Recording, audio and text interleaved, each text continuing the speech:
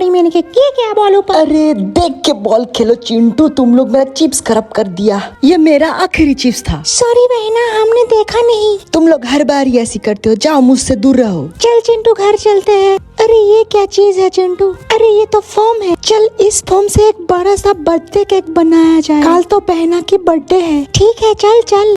दोस्तों चलो हम एक बड़ा सा बर्थडे केक बनाए बहना के लिए और उसे सरप्राइज दे। तुम लोग जल्दी से वीडियो को लाइक एंड सब्सक्राइब कर दो और बहना के लिए विश कर दो।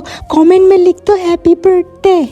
चिंटू आजा, चल केक हो गया, बहना के पास चले चल। ठीक है जल्दी से चल। मेरे प्यारी बहना, ये देखो हम तुम्हारे लिए क्या बनाए। हमें माफ कर दो, हम और कभी ऐसी नहीं करेंगे। हाँ तुम्हें माफ कर दो अगर तुम वीडियो को लाइक करोगे। दोस्तों तुम लोग बहने की बात मान लो। अब चलो ये केक सब मिलके खाए।